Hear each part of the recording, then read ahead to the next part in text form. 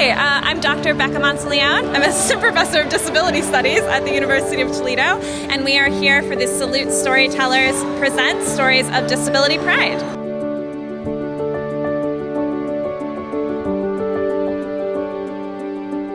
So Salute is the self-advocates of Lucas Toledo. So these are people with intellectual and developmental disabilities who are currently served by the Lucas County Board of Developmental Disabilities. And then the Salute Storytellers are a group of people who are, part of Salute, who write and perform stories about their lives. So this brought me to what for me was my proudest moment. Despite my disability, despite losing everything I had, I decided to stay up here and face the fire.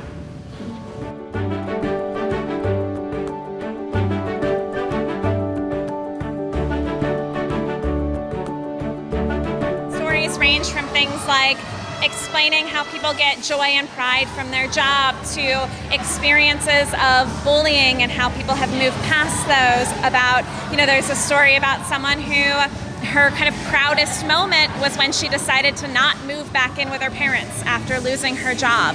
And then in addition to that, we also had some performances from iDance, who you might be able to hear behind me, the Adaptive Performance Arts Center. And then we have artwork that is visual artwork created by people with developmental disabilities in Lucas County.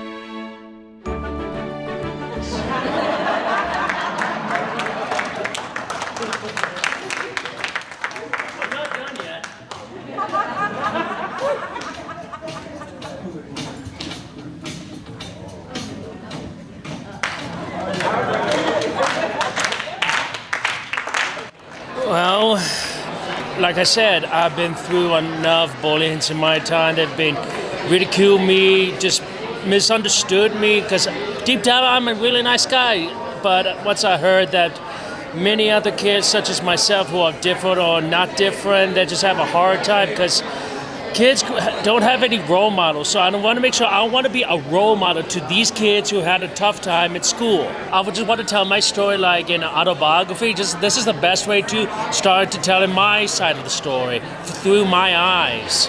I think there are a lot of misconceptions about what it means to have a developmental disability or to live with a disability. And so having people tell stories from their own perspectives about their lives is a way to counteract a lot of those stereotypes and myths and misconceptions.